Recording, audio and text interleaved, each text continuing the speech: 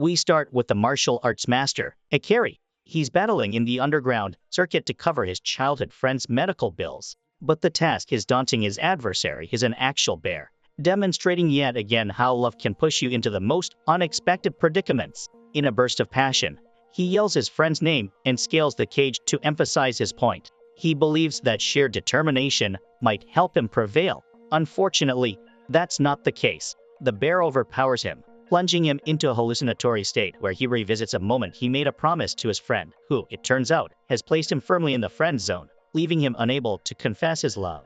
This bittersweet memory fuels Akane's comeback, transforming him into a force of nature. He defeats the bear with a series of fierce moves, finally subduing it completely. Victorious, Akane heads backstage to collect his earnings, only to discover there's no money left. To top it off, he finds out that his friend has been traded away by two individuals in suits. The duo inform Akane that the girl is dead, believing they were behind it. The main man gives the gentleman a taste of his toes, yet the mountain of a man still stands tall. The blonde chick with him tells Akane that the organizers were not planning to help him from the start, and that she was dead either way long before they found her. Akane starts crying and the man embraces him, telling him he can't change the past, but he can change the future as they are preparing to go to Mars for a cure to the disease his friend had, which is also killing thousands and millions. Soon after, Akane wakes up in a hospital. The blonde tells him that he was out for a week. She also tells him that during this time, they performed surgery on him with a 36% success rate to modify his body for the mission. Meanwhile, downstairs, Captain Komaki introduces his underlings to fellow German Captain Adolf, who seems calm and reasonable. Now it seems that the team is mainly made up of misfits and people down on their luck, making it easy for them to resonate with each other. Later, the new fam head to a secure place to get further details about the mission. The blonde tells the misfits, "It's no biggie. We just go to Mars, gather some samples, and leave easy peasy. Oh, right. There's one problem: cockroaches. These beings have evolved like deities from Roman mythology, and now they eliminate anything that sets foot on their planet. The virus that infects humans with a 100% mortality rate is known as the alien engine. Its absence of any Earth-based genetic material makes it impossible to break down and develop a vaccine, prompting the need for a journey to Mars to acquire a sample directly from its origin. Thus, we find ourselves aboard Annex 1, en route to Mars. Akane and her fellow crew members make the most of their journey before reaching the Red Planet. As the women share stories about their romantic interests, sweet Eva picks up on Sheila's crush on the captain. Flustered, Sheila quickly changes the topic and escapes to the bathroom, where they encounter a voluptuous woman. This woman advises Sheila to embrace her feelings and confess before they part ways. Meanwhile, the men are caught up in a heated game of baseball, which escalates into a conflict among them. The guy with the stylish hair attempts to intervene but ends up punched in the face, leading Adolf to step in and sternly direct them back to their seats. Elsewhere, a man walks into a bar and informs the bartender, "We're headed back to Mars, Professor." Despite his rough demeanor, it's clear this old-timer's shrewdness is crucial for the success of this mission, unlike the previous failed attempt. Back on the ship, while attempting to spy into the women's bathroom, the boys encounter a menacing roach. Akane confronts it, but then Michelle intervenes, urging him to back off as she suspects more has infiltrated the ship. Her suspicion was on point as another one was in the main hall swimming people's heads around. Akane and Marcos go to the medicine room to get a serum that empowers the lads, but find that the Terra Formars are in the room destroying their medicine. As the bloodbath continues, Captain Komaki asks permission from the higher UPS to get back to Earth with the Roaches, but they refuse as 6 samples are not enough and tells him to trust his fellow commanders. The commanders arrive and help the rookies to escape, reaching a room where Adolf shows them the art of stomping cockroaches. After killing the intruders, all the commanders regroup with the rookies, assigning them to different teams. The boys say goodbye to each other before splitting up and descending aboard land carriers. Akane was assigned to Michelle's team while Sheila got assigned to her hubby's team. They managed to land in a safe spot, unlike Team Blondie, which got ambushed by the Roaches, and for Team Sylvester that Queen Busty got assigned to.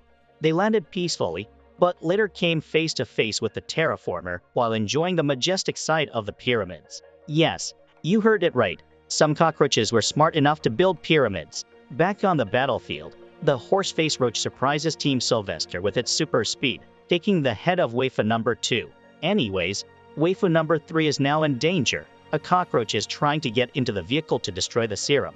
Sheila aims for the head and shoots, trapping it in a net modified to withstand 3 times the powers of a terraformer. Nevertheless, cockroaches are tenacious creatures with a few nasty tricks, such as one cockroach that shot acid from its appendages onto a woman's abdomen. Sheila passed away in the embrace of her loved one, who fully understood her emotions in her final moments. The leaders concluded that the cockroaches had established some form of hierarchy, enabling them to divide and pursue the survivors effectively. Meanwhile, the agent briefed an elderly man on new strategies to combat the cockroaches, although the elder remained doubtful, questioning whether ordinary animal genes could rival the strength of these humanoid cockroaches. This skepticism seemed justified when a woman with avian traits was easily subdued by one of the terraformers. Fortunately, they still had insectoid warriors on their side, including Marcos. Marcos' genetic enhancements, derived from the huntsman spider, endowed him with immense strength, ferocity, and remarkable speed, allowing him to outmaneuver the cockroaches before they could react.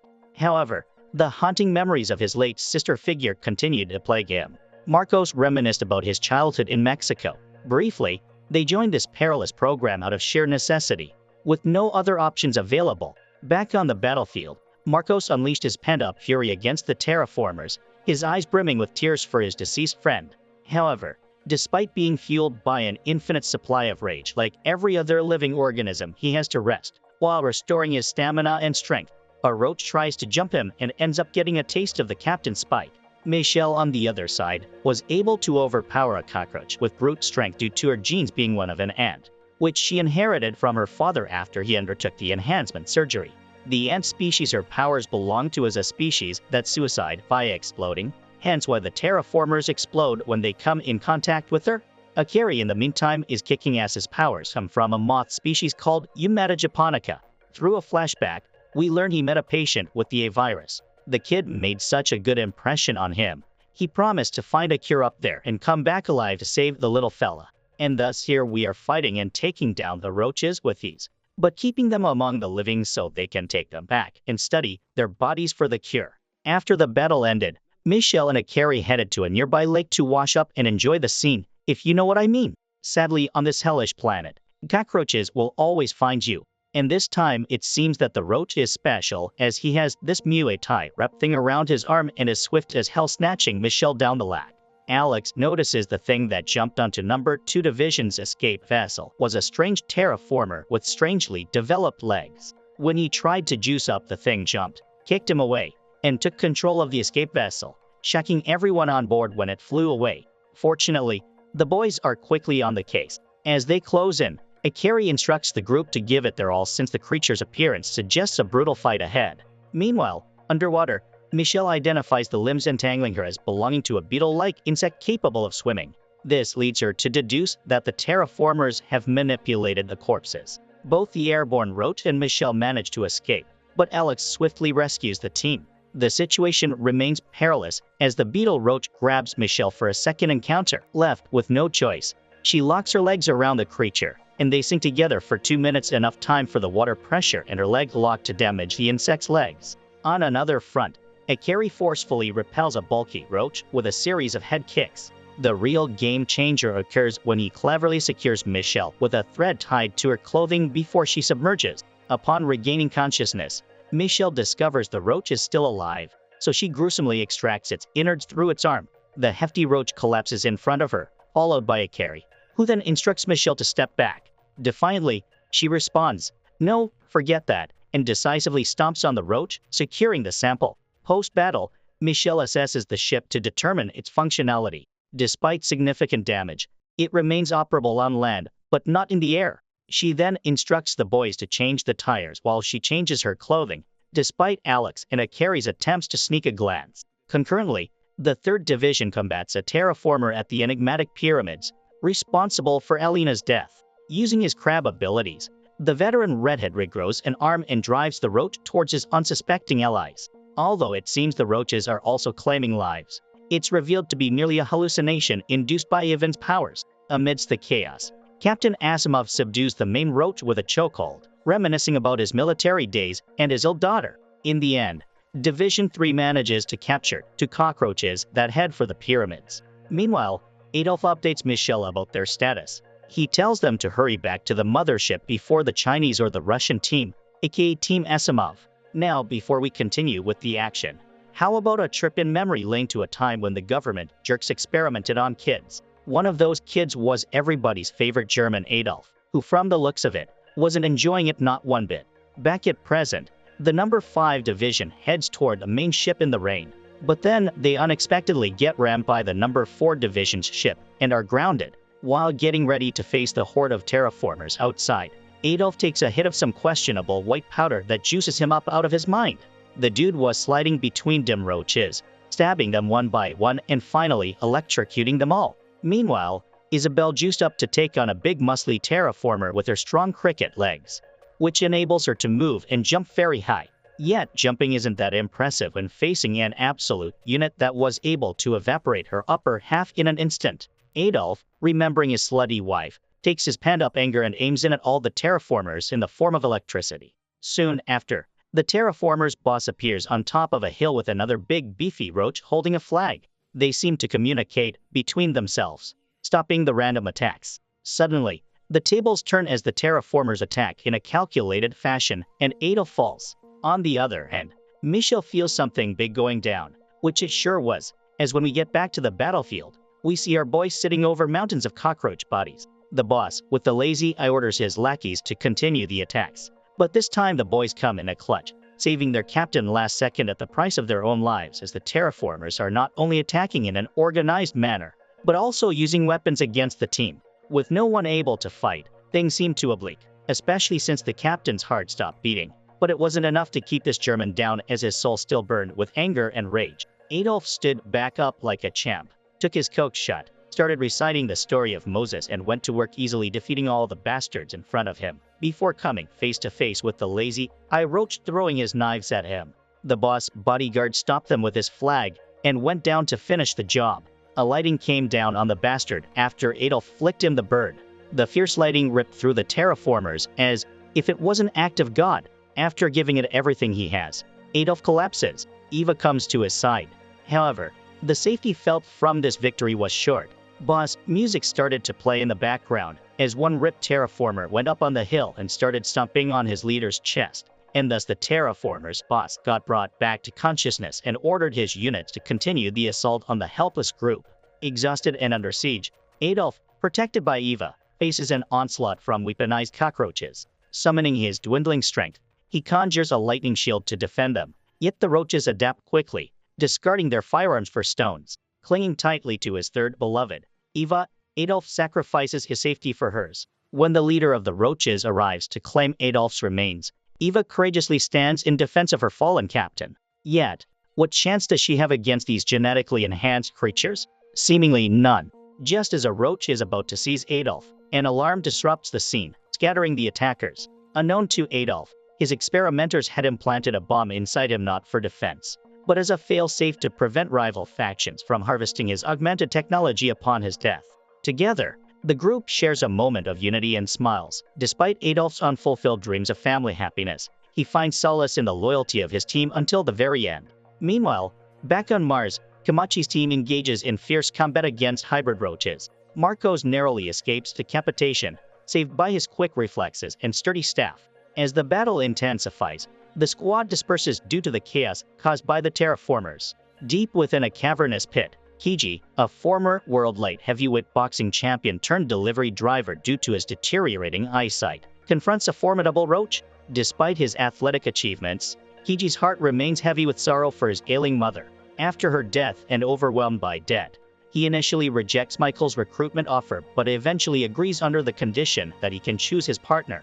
With that, let's introduce these brave warriors. On Roach's side, we have a roach that is weevil-based, giving it rock-solid armor. On Earth's side, we have Kiji Onizuka. His animal of choice is the Mandy shrimp. In his sharp eyesight in the dark, and with its arms, it can break the hardest shells. The terraformer throws heavy punches, but Kiji dodges them all using immaculate footwork and super eyesight, while delivering crushing blows to the body. However, mid-fight our boy loses focus after recalling his mother, and so he gets caught with a big hook, sending him flying, to then get smashed all over the cave walls. That said, it was what he needed to get his head back in the game and deliver a powerful punch to the roach chest, where their controlling organs are located, immobilizing the bastard. After being surrounded by the thread that a terraformer with the powers of a silkworm laid out, Komachi remembers a girl named Aki. The captain filled with regret because they had to leave her body behind on Mars after the Roaches had killed her during the Bugs 2 mission. Swears to get revenge, and revenge is what he gets by shooting the bastard with spikes over and over. Every time he remembers his beloved till the cockroach became a vegetable. Meanwhile, as the number 3 division is exploring the pyramids, they find it weird that terraformers haven't come to stop them.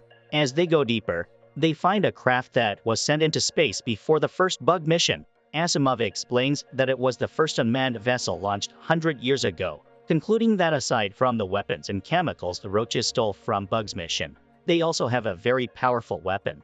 Suddenly, a deafening sound that could be heard throughout Mars emerged. Somehow the cockroaches were able to figure out and use nuclear weapons, and like the insects they are, they rose from under the ground and started attacking Division 2. Meanwhile, Division 3 came across maps of how the ships and other tech work.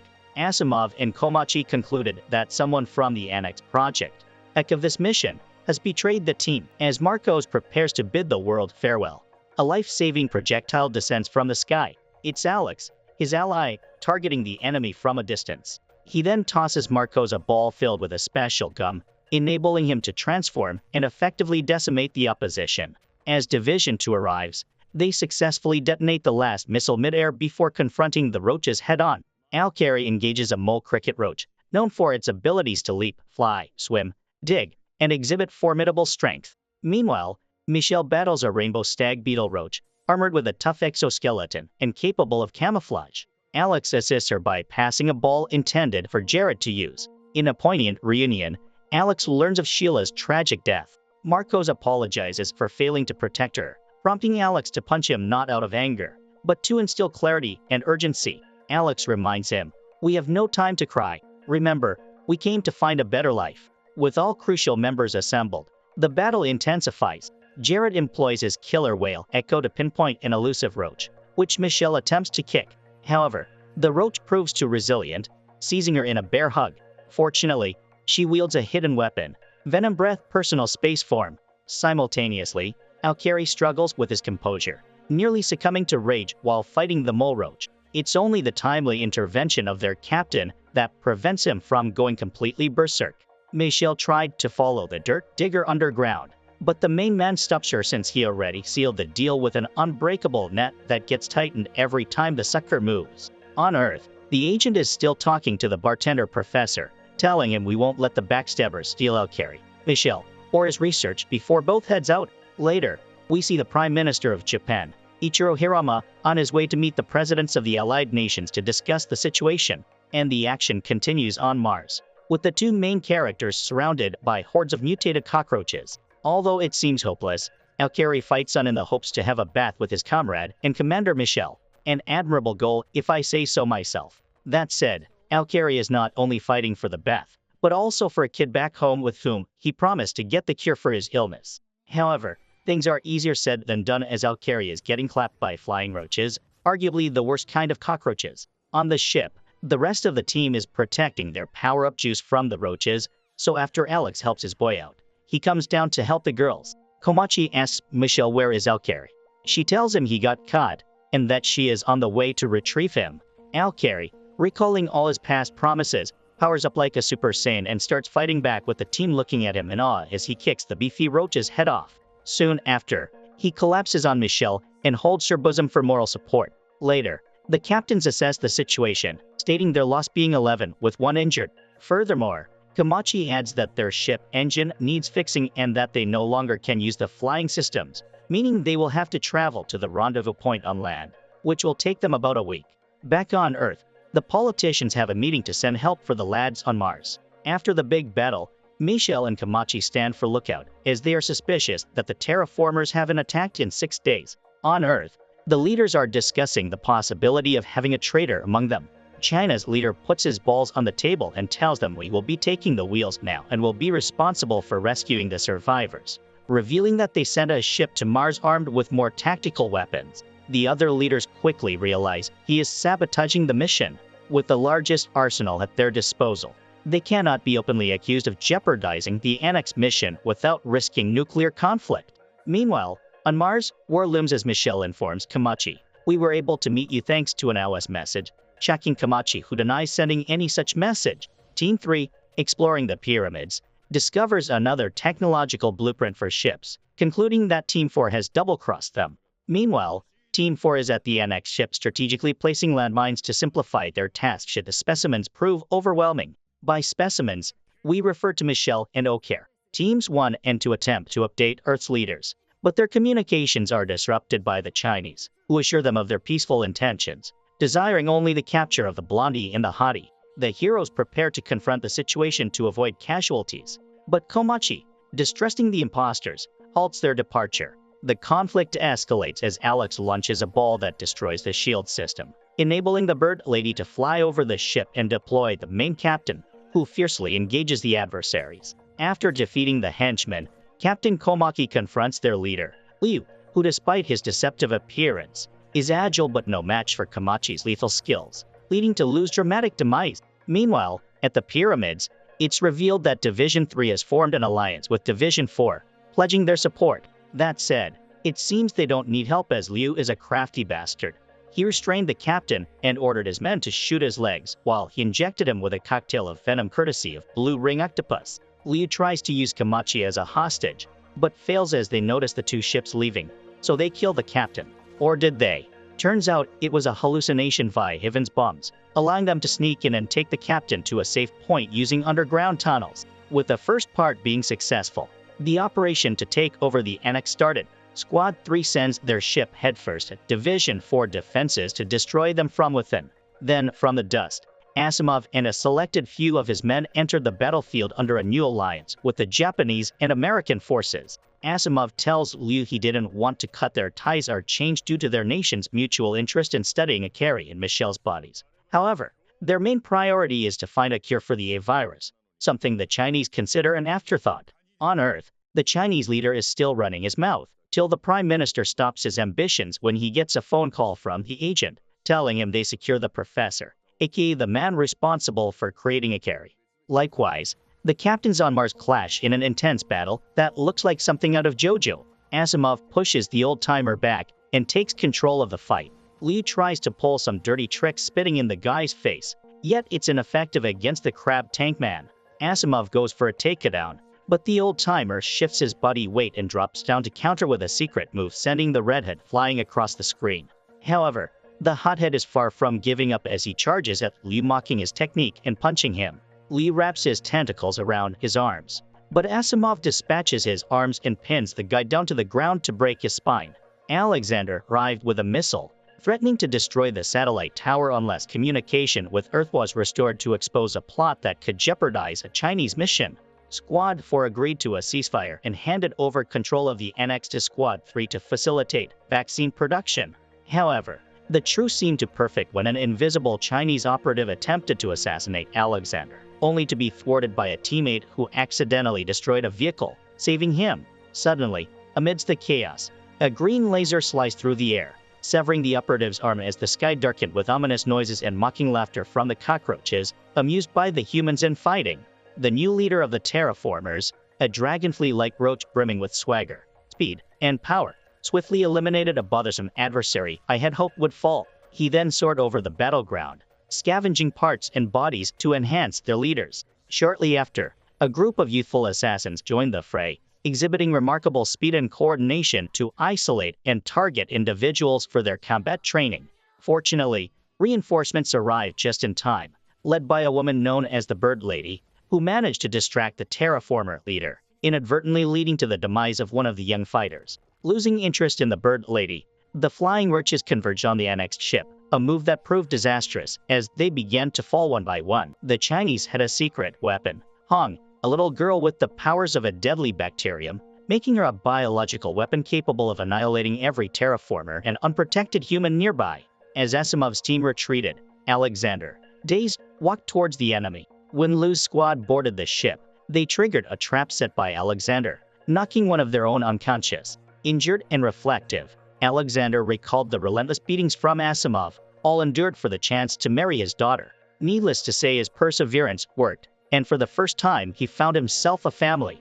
However, this dream soon came crashing down when his wife got infected by the virus. Asimov accepted the conjoined mission with China despite it may dishonor his name in the country if they were caught for his daughter's sake as well as his new son-in-law who is now facing the Chinese ace card. Although hesitant to shoot a kid, he pulls the trigger to save his wife and unborn child, that the shot gets blocked by Squad 4 who disregarded their suits to find him. The invisible lady throws her suit at him, creating a distraction for her to strike. Yet as the lady walks away, Loverboy stands back up with a mutated arm that strangles the chick. In Alexander's mind, if he wasn't able to kill the kid, then he will take with him as many enemy soldiers as he can, a task he couldn't complete due to being overexposed to the bacteria. Hence, he died standing with tears in his eyes and hope in his heart. Liu, seeing the casualties and losses, admires and respects the sacrifice Alexander did for his cause, dying for the sake of love. Yet he knows he had some sort of help or weapon, as he couldn't break the missile launchers with his abilities alone, hinting that he used to carry threads. After the battle ended, Liu contacted the squad demanding to hand Akane and Michelle. Yet, he's the least of their problems right now, as a terraform or paraponera-based hype with the same parts as Michelle's father stopped them in their tracks and lifted the ship like it's nothing. In the meantime, Komachi wakes up and Asimov apologizes for siding with the Chinese. Then he informs him about what happened and the things they learned during the battle. One is that the Chinese have developed advanced chemical abilities, making normal life for some soldiers intangible. Two is that they want to study Michelle's body since she's the first person to inherit the abilities. While for Akane they want him because unlike Michelle, who was born with hybrid genes, he was created in a lab and his existence is credited Professor Honda. Thus, acquiring their bodies means creating a master race of soldiers, empowering any nation possessing it. And so Squad 4 under Komachi's command prioritizes saving the main characters. Discussing the two formidable characters, Akane entangles his webs around the formidable opponent to immobilize him.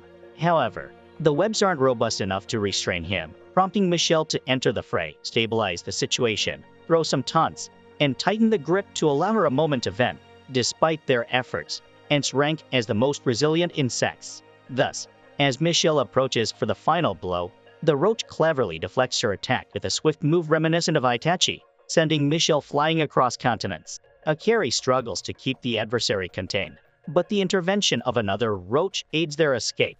As the genetically enhanced roaches outnumber Akane, Michelle returns, ready for a second confrontation. Opting for tactical separation, the roaches initiate one-on-one combat. Akane faces off against a beetle roach hybrid skilled in martial arts, who cleverly uses smoke as a cover to land an initial strike, which Akane counters, aiming for the roach's weaponized limb, but faces an unexpected counterattack involving a firearm. The roach had strategized this proximity to draw a hidden gun and fire. Witnessing the scene, one of the team members urgently contacts their allies with coordinates to target the roaches with a missile. Liu launches the missile to thwart the collection of Akane's body, unaware of Michelle's deeper strategy for the Chinese to not only expend their missile but also signal another squad for reinforcement. Although the signal fails to activate, their strategy isn't fruitless. Unbeknownst to their enemies, Alexander had earlier infiltrated their base and modified the missile's core with a unique device that only Mothman, with his unique abilities, can detect, a specialized anti-terraformer weapon named Izumaru. On the other side, Squad 3 leader narrates, there is a theory that suggests an ancient civilization called Rahab may be behind the cockroaches' increased rate of evolution on Mars. Ancient texts referred to Rahab as home of the demons. It may have been a planet between Mars and Jupiter. Other theories suggest they had the means for interstellar travel, visited Mars, Venus, the Moon, Europa, and our home Earth, leaving behind on each planet's surface indicators of their presence. He further adds another theory that proposes something here on Mars is capable to control evolution, which was the theory posted by Bug's project chief, Commander Alexander Newton, sharing his beliefs. Russian president supported him and implemented new mission parameters to find the device. Once located, they were either to destroy it and end the war or steal it and return to Earth, so that humanity can experience enhanced evolution as well. He continues, the hypothesis was wrong. They were unable to find proof of any device's existence. In other words, there was nothing to steal, nothing to destroy. There were only old ruins. Back to Akane, he managed to finish the fight with a swift clean cut to the head. While trying to go and help Wafa number 1, he fell on the ground, just like Michelle. That said, Our girl is a strong, independent ant-woman. She headbutted the Roaches' fist, breaking it, and then delivered a massive blow empowered by a rocket, followed by a kick that he stops with both hands, allowing her to land head kick with the other one. The Roach tries to go for a similar kick, but Michelle stops it and breaks his leg, so the challenger says fuck it, and shoots the broken leg like a bullet. Switching to close combat, Michelle expertly lands each shot while narrowly evading the Terra Formars' attacks, sustaining only minor fractures in the process. In a dynamic move, she executes several unnecessary flips, using her formidable strength to lock her legs around its neck and slam it into the ground. Despite half its skull being crushed, the creature rises, but Michelle remains undeterred, confident that akane will intervene. True to her expectations, akane swiftly immobilizes the foe. The skirmish concludes on a light-hearted note as akane extends a birthday greeting to Michelle, who just turned 25.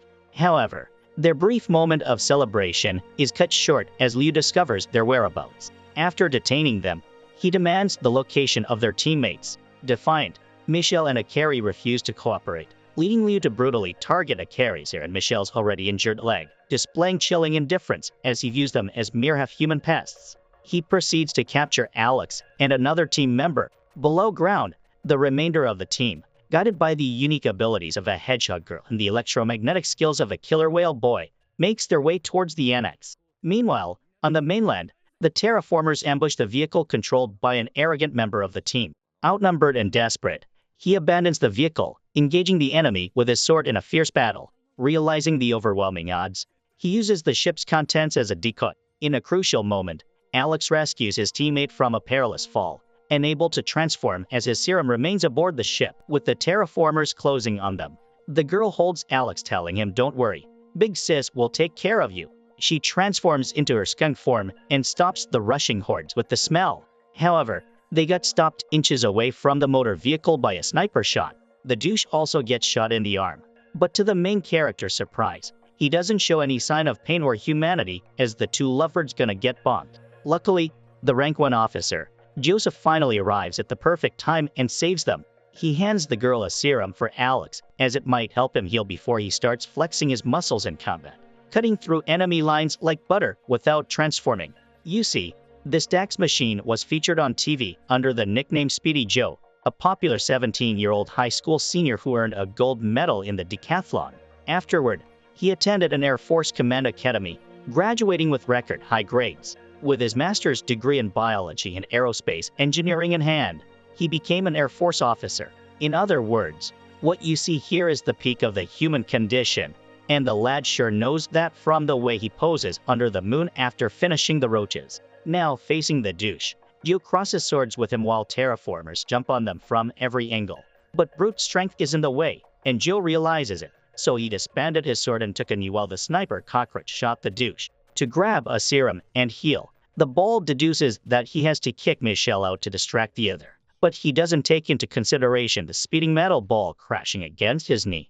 Not to mention the enraged Joe Mama with a cat-like super speed, hitting him with an upper hook, throwing him out of the vehicle in pieces, just to get stomped by hordes of cockroaches. The mood swiftly changes when Joe asks Michelle to marry him in front of everyone. Overwhelmed with surprise, Michelle suppresses the impulse to refuse him since his action saved her team. Instead, she reassures him by saying, "I will consider you as a potential candidate," which fills him with happiness and leaves akane puzzled. In the midst of this confusion, the man returns and combats the underground team.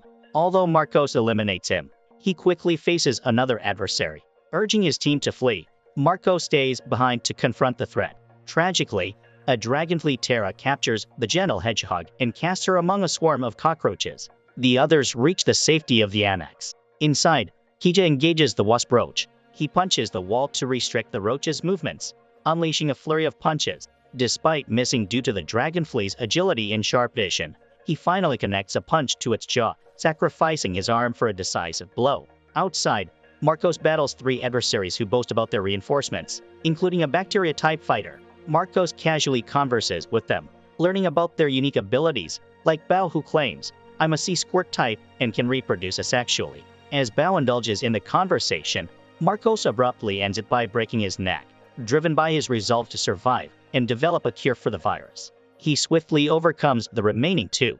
Meanwhile, Geopolitical tensions rise as the Roman leader Josephus convinces the German leader to abandon their alliance with the USA and Japan, proposing a new alliance to create a superior race. With a Chinese ship approaching and the stakes on Mars escalating, the group, now separated from Kiji, resolves to continue their mission to obtain protective suits. Leading the way, the boxer bravely clears the path ahead. Meanwhile, on another floor, Sweet Hong is not excited to kill Squad 1 and 2, so Bao slaps her, further manipulating her by recalling her brother and mother on Earth. And that is why we refer to this man as douche instead of calling him by his name.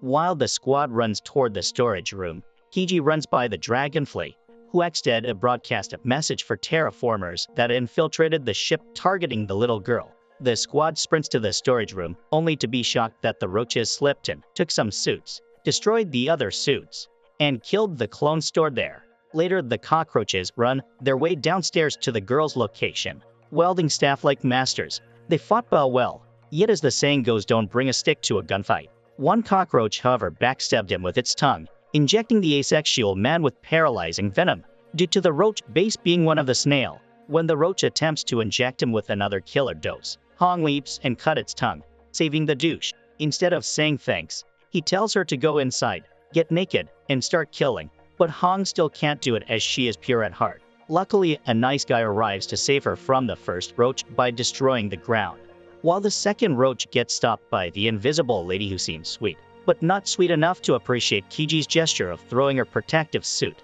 She jumps him, delivering a very heavy blow that misses his heat by an inch, and then continues to beat his ass while he refuses to hit her as Kiji's honor code doesn't allow him to hit women. Kiji suffering buys more time for Wolf and the others to reach the communication and notify Earth of the dire situation. Joe decides to go and find Yu to stop him, since once he knows the fella's position, he will fire on sight. Thus, he bids his beloved farewell after staring his rival Akari down. With 6 minutes left before passing out from the bacteria, Wolf and the boys are feeling the pressure. But with the support of his team, Wolf continues hacking while a terraformer approaches them. The bastard punches a monitor, alarming the lady outside. They run into the room to find themselves in a three-way standoff. If one attacks, the other two are guaranteed to attack whichever side. So Kiji chooses to destroy the ground despite the hackers not finishing to avoid any team casualties. The woman quickly evaluates the situation and chooses to collaborate with Kiji to eliminate the menacing roach, creating a surprisingly heartwarming moment. As the formidable roach makes its move, Kiji dodges and counters with a nimble flip in the air. Using the momentum of the flip, the woman aims a shot at the roach's head, but it lacks the force to be fatal as the roach fights back fiercely. Kiji distracts the creature, giving his ally a chance to recover. In a bold move, she sheds her protective gear to fight more freely, enabling them to strike powerful, coordinated blows, ultimately ravaging the terraformer's interior before they succumb to bacterial exposure. Desolation grips the crew as their rescue seems improbable. Yet a sudden voice from above sparks new hope. Amelia now carries the weight of completing the mission alone, resolved to honor their sacrifices. Meanwhile, Akari and Michelle battle overwhelming swarms of cockroaches. Despite the odds, Michelle's reminder of Akari's promise fuels their relentless fight, mirroring Amelia's focus and determination, inspired by Kiji's teachings. With determination in her tearful eyes, Amelia perseveres, digging deeper until she coughs up blood and briefly loses consciousness, recovering just enough to summon help.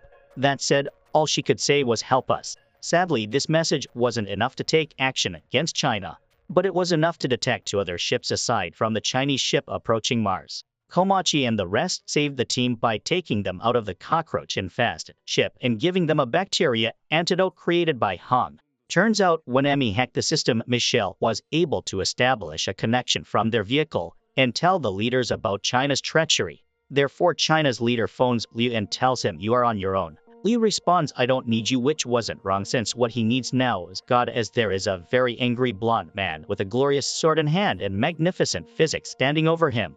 The epic saga ends with Akari, Michelle, Alex and the rest of the squads driving happily ever after toward the sea. Something I wish I could say. UC cockroaches are a menace, and as such they have established themselves not only on Mars, but also on Earth. Yep, you heard it right. These bastards are living and thriving on Mother Earth. They can use cars, phones, and every other tech. Not to mention some of them have acquired new powers like electricity. Put it short, Human's last stand isn't on Mars but on Earth as we see the agent getting ready to throw some hands, ending the series on a massive cliffhanger. So I ask, if a manga reader is watching this, please tell us in the comments how this shitstorm ends.